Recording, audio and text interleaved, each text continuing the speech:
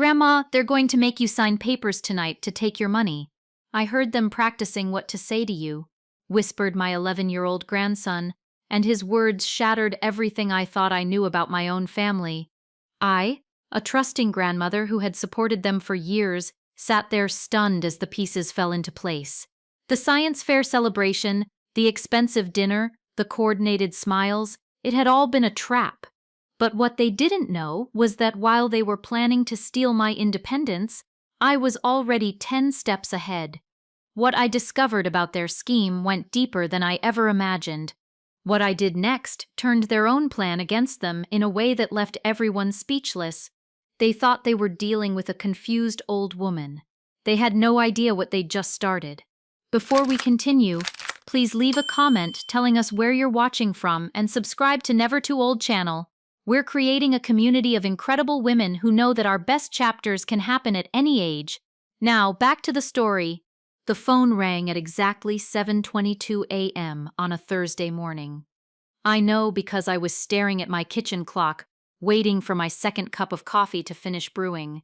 4 years of living alone, and I still made enough coffee for 2 people. Old habits. Mom, you're going to love this. Tom's voice had that forced excitement I remembered from when he was 12 and trying to convince me he hadn't broken Mrs. Peterson's window with his baseball. I settled into my chair at the kitchen table, the same spot where Frank and I had shared breakfast for 32 years. Love what, honey? Lucas won second place in the district science fair. His solar-powered water filtration system beat out 60 other kids. That's wonderful. And it was. My grandson had been working on that project for weeks, calling me with updates about pump mechanisms and filter materials. He must be so proud. He is. But here's the thing. Tom's voice got that rushed quality it always had when he was building up to something. The awards assembly is tonight at 7, and Lucas specifically asked if Grandma Helen could come. I smiled, despite the odd feeling creeping up my spine. Lucas never had to ask twice for my attendance at anything. Of course I'll be there. When have I ever missed one of his school assemblies? Right, exactly. But Jessica thought maybe afterward, since it's such a special occasion, you could come back to our place. We could order pizza, celebrate properly, make it a real family night. There it was. The slight hesitation before Jessica thought. The overemphasis on real family night. 30 years of running Richardson's family restaurants had taught me when someone was trying to sell me something. Tom was building up to a pitch he wasn't comfortable making. That sounds lovely, I said, keeping my tone light. Just Lucas's celebration? Well, yes, mostly, though Jessica and I have been meaning to talk to you about some family planning stuff. Nothing urgent, just some ideas about how we can all help each other out better. Family planning. Help each other out. The euphemisms people used when they wanted something but couldn't say it directly. I'd heard plenty of those during my restaurant days, usually right before someone asked for a loan they couldn't repay. What kind of help? I asked. Oh, just brainstorming. Jessica's been reading about families staying more connected, making sure everyone's taken care of as we all get older, that sort of thing. I walked to my kitchen window, phone pressed to my ear, and looked out at the backyard Frank and I had landscaped together. The roses he'd planted were blooming again this spring, just like every year since he died. Reliable, predictable, honest. Unlike this conversation. Mom, you still there? I'm here, Tom. Just thinking about what to wear to Lucas's big night. Great. So you'll come to dinner afterward? Jessica's really looking forward to talking with you. Jessica, who usually spent family gatherings checking her phone and making comments about how big the house was for just one person. Jessica, who had started every conversation with me in the past year by mentioning someone's elderly parent who'd moved into assisted living and seemed so much happier with less responsibility. I'll be there, I said. Wouldn't miss celebrating my grandson's achievement. After I hung up, I sat in my quiet kitchen and tried to figure out why a perfectly normal invitation felt like a business proposition. Maybe I was being paranoid, maybe Jessica genuinely wanted to improve family relationships, but in 43 years of marriage and 30 years of business, I'd learned to trust my instincts. And right now, my instincts were telling me that tonight's family planning conversation had been planned for longer than Lucas's science fair celebration.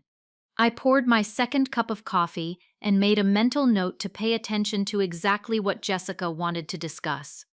Some conversations that started with family planning ended with what's best for everyone. And in my experience, when people started talking about what was best for everyone, they usually meant what was best for them. Jefferson Elementary's multi-purpose room smelled like industrial disinfectant and the lingering traces of lunch from earlier that day. I arrived 15 minutes early, like I always did for Lucas's events, and found a seat in the third row where I could see him clearly. The room filled up quickly with parents holding phones ready to record everything. I kept mine in my purse. Some moments were better experienced than documented. Tom and Jessica arrived exactly at 7, scanning the room until they spotted me. Jessica's smile looked different tonight, brighter, more deliberate. She wore the burgundy dress she saved for occasions when she wanted to make a good impression. "Helen, you look wonderful," she said, settling beside me with unusual enthusiasm. "That color is perfect on you." Since when did Jessica comment on my clothes? In 12 years of marriage to my son, she'd never once mentioned what I was wearing, but tonight she was studying me like I was wearing something particularly interesting instead of my usual Thursday cardigan. Tom sat on my other side, fidgeting with his tie. "Great turnout, huh? Lucas is going to be so excited to see you here." Where else would I be? I kept my voice warm, but I was watching both of them from the corner of my eye. They kept glancing at each other, quick little looks that felt coordinated. The principal stepped up to the microphone and began calling names. When Lucas walked across the stage to accept his certificate, my heart swelled with genuine pride. His grin was enormous, and he waved directly at me from the stage. "He's gotten so tall," Jessica murmured. "Growing up so fast. It makes you think about the future, doesn't it? How quickly things change." An odd comment for a proud mother moment, but I nodded politely. "He's becoming quite the young scientist." "Exactly," Tom jumped in, "which is why Jessica and I have been talking about making sure he has every advantage. The best schools, college planning, all of that. It takes resources." Resources. Another euphemism. I was collecting quite a few tonight. After the ceremony, Lucas bounded over to us, his certificate clutched in both hands.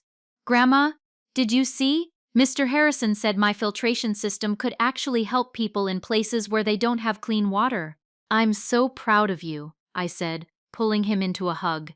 "Your grandfather would have been amazed by what you built." For just a moment, Lucas's expression shifted. Something flickered across his face. Worry, maybe guilt. But Jessica's hand landed on his shoulder immediately.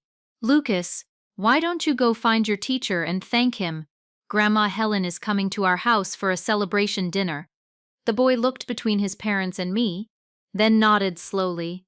"Okay, I'll meet you by the car." As he walked away, I noticed his shoulders seemed tense for a kid who'd just won a major award. But before I could think too much about it, Jessica was talking again. "We thought we'd order from that pizza place you like, Helen. Make it special. And it'll give us a chance to really talk about those family ideas I mentioned to Tom." She kept touching my arm while she spoke, the same way our best waitresses used to touch customers' arms when they wanted bigger tips. The comparison bothered me more than it should have. "That sounds lovely," I said, "though I hope I'm not keeping you from your usual Thursday evening routine." Tom laughed too loudly. "What routine? We cleared the whole evening just for this, didn't we, Jess?" Jessica nodded eagerly. "Absolutely. Tonight is all about family, about making sure we're all looking out for each other." Looking out for each other? As we walked toward the parking lot, I found myself counting euphemisms. Tom and Jessica were working hard to make something sound appealing without actually saying what it was. I had a name for that kind of sales technique: the soft sell. And in my experience, people only used the soft sell when they knew you wouldn't like the hard truth. Tom and Jessica's house always felt too big for 3 people. Jessica had insisted on the 4-bedroom colonial when they bought it 8 years ago, claiming they needed space for Lucas to grow and room for guests. What they really needed was help with the mortgage payments, which I'd been quietly providing for the past 3 years. Make yourself comfortable, Helen, Jessica called from the kitchen. I'm just putting in the food order. Wine? That would be nice. I settled into the living room where Lucas was arranging his science fair materials on the coffee table. His certificate lay beside his project notebook and a small trophy from the regional competition. Tell me more about how your filtration system works, I said, genuinely curious. Lucas's face brightened for the first time all evening. Well, see, the solar panel powers this small pump, and the water goes through 3 different filters: sand, charcoal, and this special membrane that catches really tiny stuff. Brilliant. Where did you get the idea? Remember when we watched that documentary about kids in Africa who had to walk miles for clean water?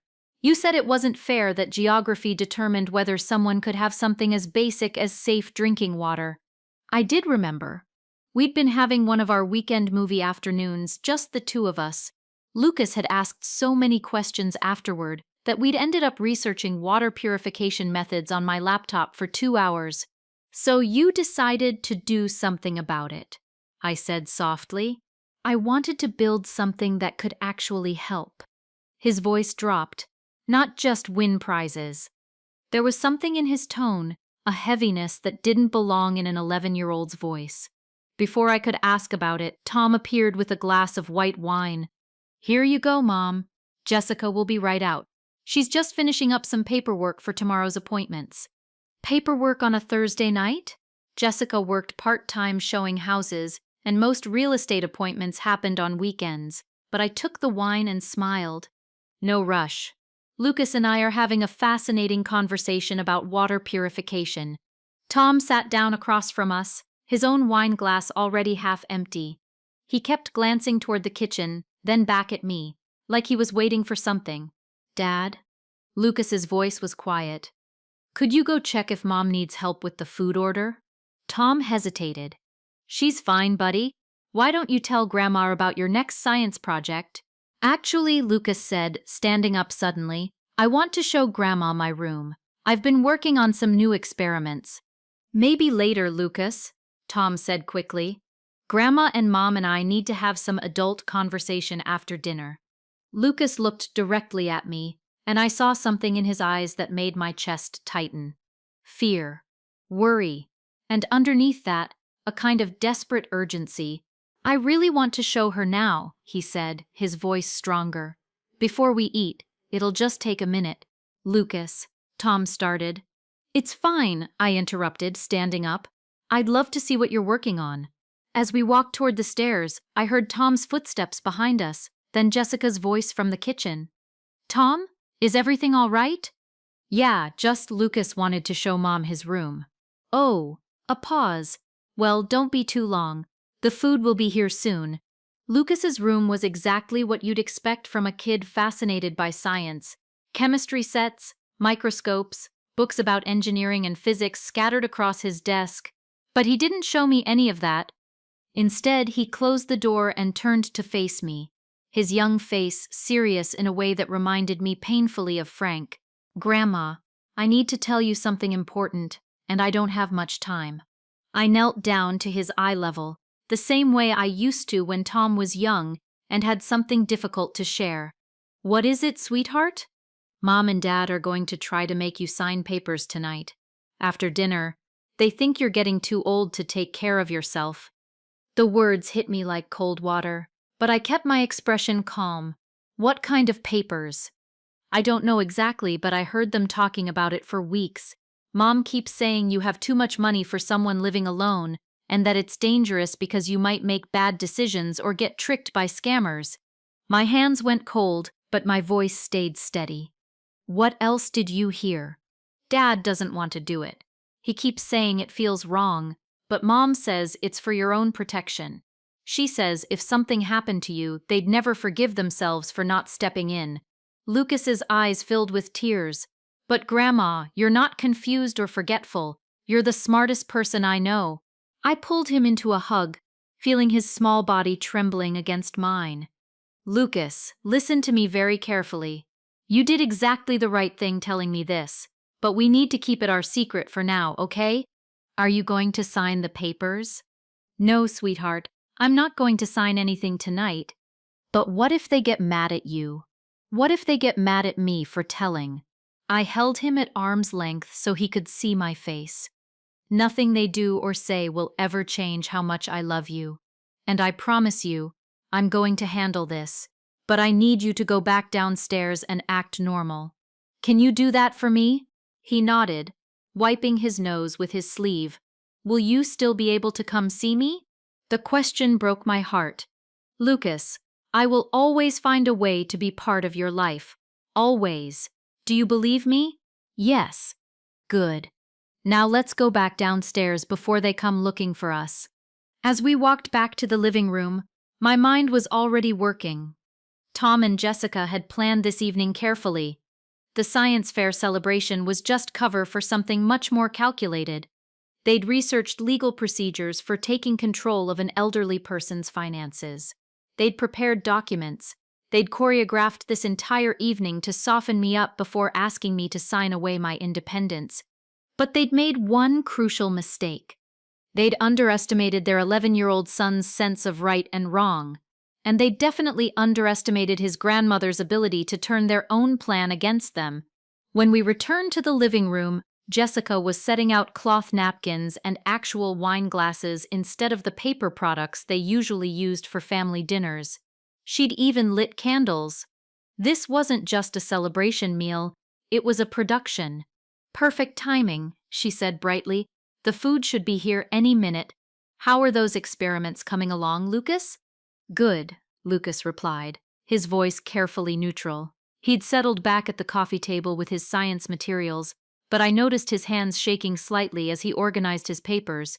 Tom poured himself more wine, his third glass since I'd arrived, and we hadn't even eaten yet. Dutch courage, Frank would have called it. So, Helen, Jessica began, perching on the edge of the sofa with her own wine. Tom and I have been having the most interesting conversations lately about family security, making sure everyone's protected and taken care of properly. Here we go. I took a small sip of wine and waited. It's just that, well, you know how much we worry about you in that big house all by yourself. And after what happened to Tom's Aunt Ruth. What happened to Aunt Ruth? I asked. Tom had never mentioned any problems with his father's sister. Tom cleared his throat. Well, she had some issues toward the end, got confused about her finances, nearly got scammed by one of those phone calls about her computer being infected. If her neighbor hadn't intervened, I thought Ruth died of a heart attack at 73, I said. Last I heard, she was sharp as a tack right up until the end. Jessica and Tom exchanged a quick glance. Well, yes, but there were signs, Jessica continued smoothly. Little things. Forgetting appointments, mixing up dates. The family just wished they'd stepped in sooner to help her manage things. Complete fabrication. Ruth had been handling her own affairs perfectly well until the day she died. I'd talked to her just 2 months before her heart attack, and she'd been complaining about Tom never calling. That's interesting, I said. What kind of help do you think she needed? Oh, you know, just someone to help with the complicated stuff. Banking, investments, medical decisions. These days there are so many scams targeting older people, so much paperwork to keep track of. The doorbell rang, saving me from having to respond immediately. Tom jumped up to get the food, and Jessica continued her sales pitch. The thing is, Helen, we've been researching options for families in situations like ours, ways to make sure everyone's protected without anyone feeling like they're losing their independence. She reached for a manila folder that had been sitting on the side table. I hadn't noticed it earlier, but now I realized it had probably been there all evening, waiting for this moment. We found this wonderful service that helps families share financial responsibilities. It's becoming very popular with people our age who want to make sure their parents are protected. Tom returned with pizza boxes, but instead of unpacking them immediately, he sat down next to Jessica. They were positioned across from me now, a united front. Mom, we know this might seem sudden, but we've put a lot of thought into this, Tom said. The last thing we want is for you to worry about managing everything alone. Jessica opened the folder and pulled out several official-looking documents. These are just basic power of attorney forms. They would let Tom and me help with banking and bill paying, but you'd still be in complete control of all the major decisions. I looked at the papers without touching them. The top document was titled Durable Power of Attorney for Financial Management. Below that, I could see the edges of other forms. Healthcare directives. Something that looked like guardianship paperwork. This seems like quite a bit more than helping with bills, I observed. Well, yes, it's comprehensive, Jessica said quickly. But that's good, right? Better to have everything covered in one set of documents instead of having to do more paperwork later. Later. When I was actually incapacitated, she meant. When I wouldn't be able to refuse. What exactly would these papers allow you to do? I asked. Tom shifted uncomfortably. Just basic stuff, Mom. Paying bills, talking to doctors if you were ever in the hospital, making sure your investments were being handled properly.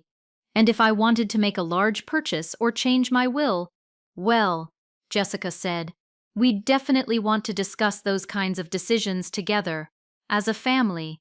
Make sure you weren't being pressured by anyone or making choices you might regret later. There it was, the trap laid out clearly. They wanted legal control over my money, my medical care, and my property, and they wanted me to hand it over voluntarily, convinced that I was protecting myself. Have you consulted with a lawyer about these documents? I asked. Oh yes, Jessica said immediately. We wanted to make sure everything was done properly. Our attorney said these are standard forms that lots of families use. Their attorney. They'd paid for legal advice on how to steal my independence.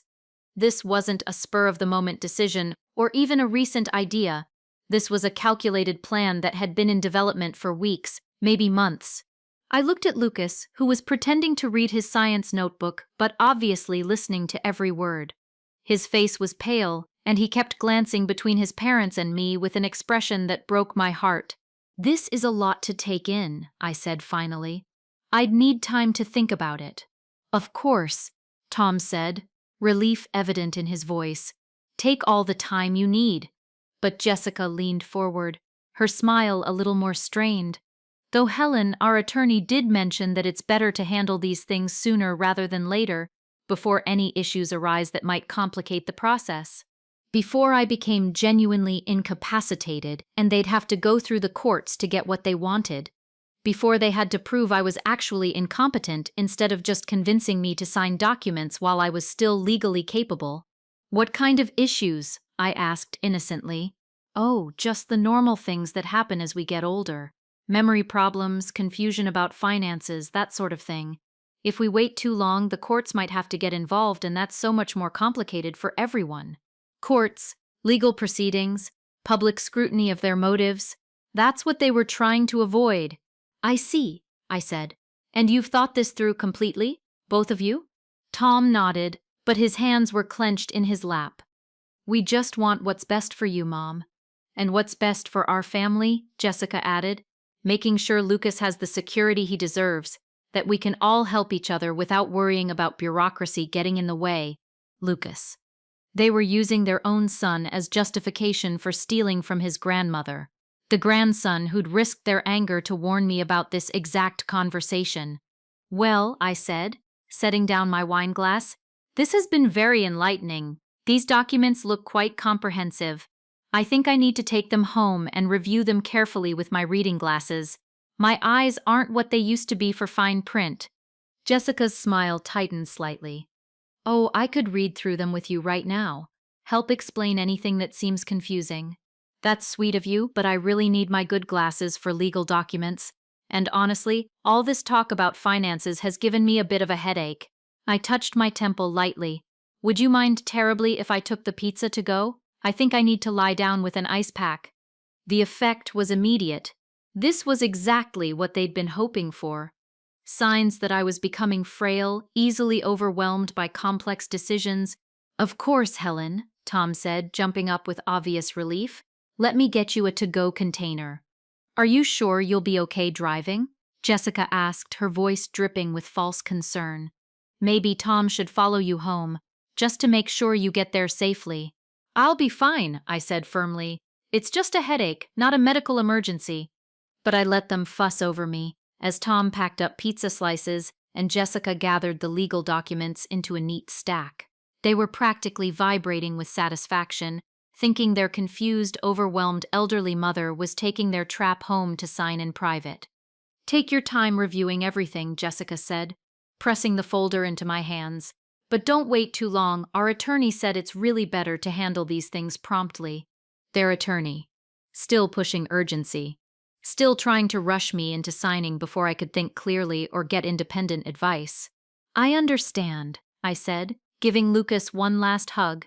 Be good for your parents, sweetheart. He squeezed me tight, and I felt him slip something small into my coat pocket. I will, Grandma. I love you. I love you too. 20 minutes later, I sat in my kitchen with the legal documents spread across the table.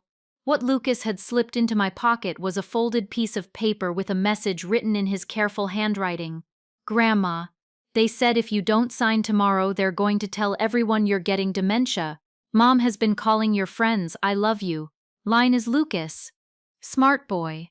He'd warned me about their next move, a character assassination campaign, if I refused to cooperate. Jessica calling my friends to plant seeds of doubt about my mental state. That information was invaluable. I reached for my phone and dialed Patricia Mills. 27 years of friendship meant she'd take my call at 9:30 p.m. Helen, is everything all right? Patricia, I need legal help. Tom and Jessica want me to sign power of attorney documents. They've been planning this for weeks. Bring those documents tomorrow morning. I'll clear my schedule. Next, I called Richard Blake, my banker. Richard, has anyone been asking about my accounts recently? Actually, yes. Your son came in 2 weeks ago asking about managing a parent's finances. 2 weeks ago. While I was completely unaware they were researching how to steal my independence. I want security flags on all my accounts immediately. No access without my direct authorization. Consider it done. As I reviewed their documents, I found something that made my blood run cold. Buried in the stack was a petition for emergency guardianship with my name as the allegedly incapacitated person. They weren't just asking me to sign over control. They were preparing to have me declared legally incompetent whether I agreed or not. The phone rang. Tom's name on the caller ID. Hi, Mom. How are you feeling? Do those documents make sense? I know legal language can be confusing. Always pushing the narrative that I was becoming incompetent. Actually, Tom, what's this guardianship petition for? Silence. Then, that's just precautionary, in case of medical emergencies. Another lie. I'm reviewing everything with my attorney tomorrow. Your attorney? Mom, that seems unnecessary. Lawyers just complicate family matters. After I hung up, the truth hit me. If I refused to sign, they'd file that guardianship petition. They could claim I was paranoid, refusing reasonable help, making irrational decisions. Tom and Jessica weren't just trying to steal my money. They were prepared to destroy my independence and my relationship with Lucas to get what they wanted. Tomorrow, I'd start building my defense. But tonight, I realized I was still underestimating just how far they were willing to go. Friday morning at 9 a.m., Jessica called. Helen, how are you feeling today? Any better? Much better, thank you. Wonderful. So you've had time to review those documents? Tom and I are hoping to get everything finalized today. Actually, Jessica, I've decided not to sign them. The silence stretched so long, I thought the call had dropped. When she spoke again, her voice was completely different. Cold. Calculating. Helen, I don't think you understand the situation. You're 71 years old, living alone, making poor decisions. Yesterday you could barely understand simple legal documents. I understood them perfectly. That's why I'm not signing. This isn't a request anymore. Jessica's mask had completely slipped. We've already filed the guardianship petition. Dr. Brennan will be evaluating you Monday morning, and he's going to find exactly what we need him to find. My blood went cold. What do you mean? I mean, Dr. Brennan is a friend of mine from my real estate networking group, and he understands that sometimes elderly people need protection from themselves, whether they want it or not. A corrupt doctor. They'd arranged for fraudulent medical testimony, and if you try to fight this, I'll make sure you never see Lucas again. I'll move us across the country if I have to. That boy will grow up thinking his grandmother abandoned him. The threat made my chest tighten with panic. Lucas, my heart. Jessica, you have until Sunday to sign those papers voluntarily. If you don't, Monday you'll be declared incompetent and will get everything anyway. But at least this way, you can pretend you had a choice. The line went dead. I sat staring at the phone, finally seeing Jessica for what she really was. Not just greedy, truly evil. She was willing to destroy a child's relationship with his grandmother, corrupt medical professionals, and steal an elderly woman's entire life savings. And she'd planned it all with the cold precision of a sociopath. Tom called an hour later, his voice shaking. "Mom, Jessica told me what she said to you. I had no idea she knew that doctor or was planning any of this."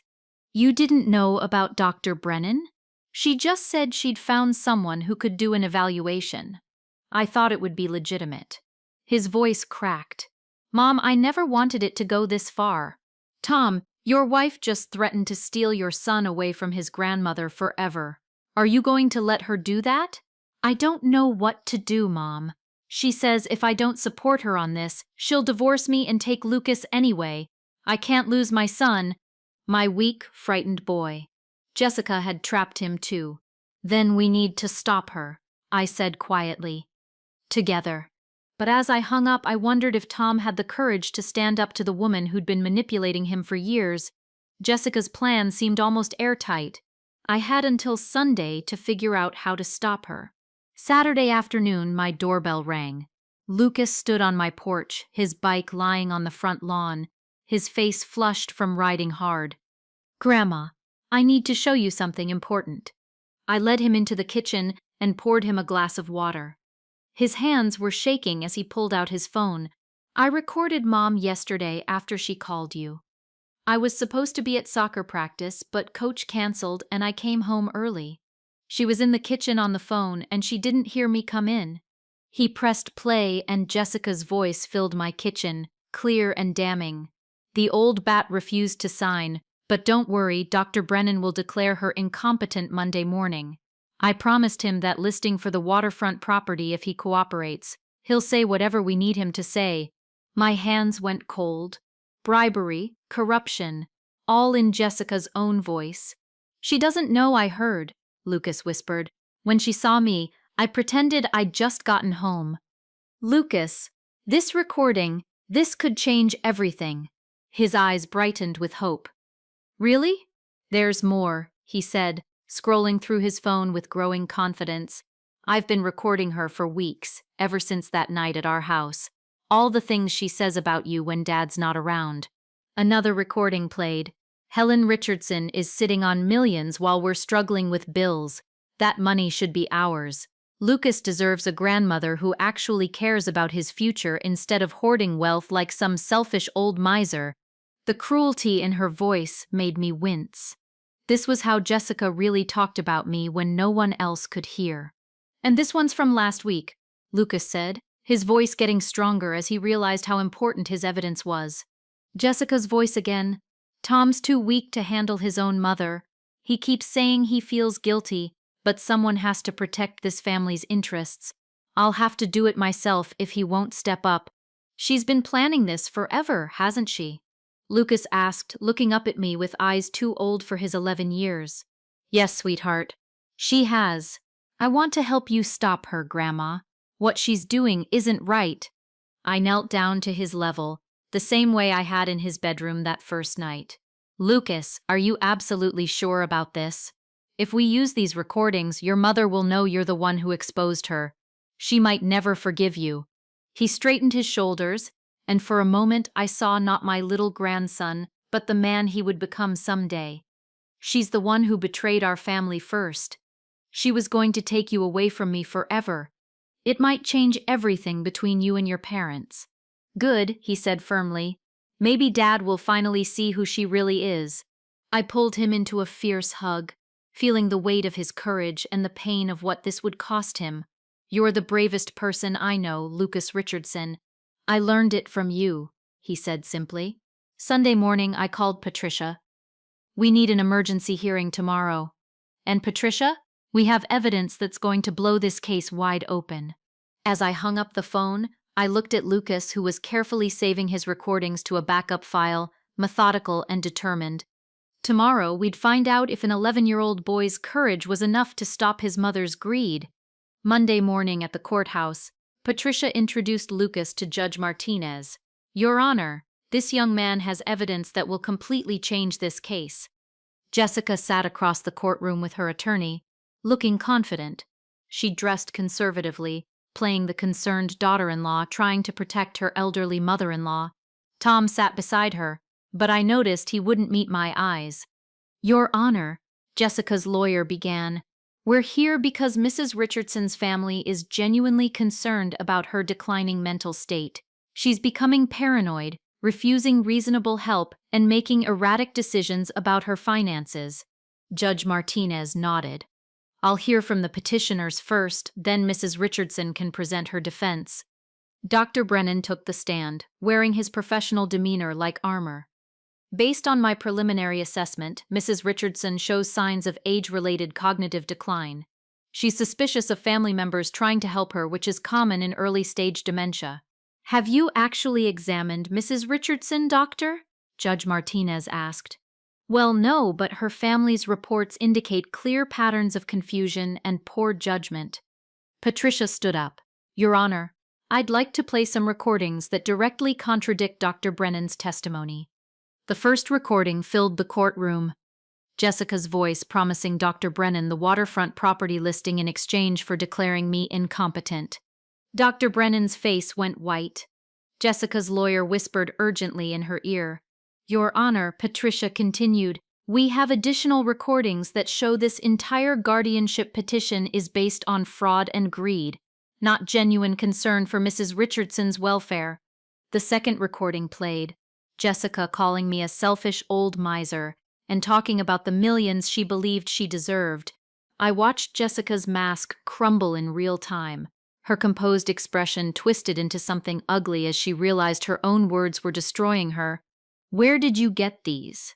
Jessica demanded, standing up despite her lawyer's attempts to quiet her. Your son recorded them, I said quietly. Jessica spun around to stare at Lucas, who was sitting in the front row behind me. You little traitor. After everything I've done for you. Mrs. Richardson, Judge Martinez said sharply, please control yourself. But Jessica was beyond control now. You have no idea what it's like supporting a family while she sits on millions. Lucas deserves better than scraps from his grandmother's table. Jessica, stop talking, her lawyer hissed. No, I'm tired of pretending. She's a selfish old woman who... That's enough. Judge Martinez's voice cut through the courtroom like a blade. Dr. Brennan, you're dismissed. I'm referring this matter to the medical board for investigation. Dr. Brennan fled the courtroom. As for this guardianship petition, it's dismissed immediately. Mrs. Richardson, you're clearly competent to manage your own affairs. Mrs. Jessica Richardson, you'll be hearing from the district attorney's office regarding charges of conspiracy and attempted fraud. Jessica's lawyer was already packing his briefcase, distancing himself from his client's meltdown. Outside the courthouse, Tom finally approached me. Mom, I'm so sorry. I should have stopped this weeks ago. Why didn't you? Because I was scared. Scared of losing Lucas if I stood up to her. Scared of being alone. He looked broken. I let fear make me weak. What happens now? I'm filing for divorce, and I'm going to fight for custody of Lucas. After what happened in there, after those recordings, Tom shook his head. A judge will see that Jessica isn't fit to raise our son. Tom's voice grew stronger. I want to be the father he deserves, and the son you raised me to be. Lucas ran over and hugged both of us. Is it really over? It's over, I said. You did it, sweetheart. 6 months later, Jessica had pled guilty to fraud charges and received 18 months probation. Dr. Brennan lost his medical license. Tom had won full custody of Lucas, and they'd moved into a small apartment across town. For the first time in years, my son seemed to be finding his backbone. Every weekend, Lucas came over to work on science projects. Yesterday, while helping me plant new roses in Frank's garden, he said, "Grandma, I'm glad we're a team." Me too, sweetheart, me too. So, that's my story. I'd love to hear what you think. Should Tom have stood up to Jessica from the beginning, or do you understand why he was too scared to protect his own mother? Let me know in the comments and subscribe for more stories like mine.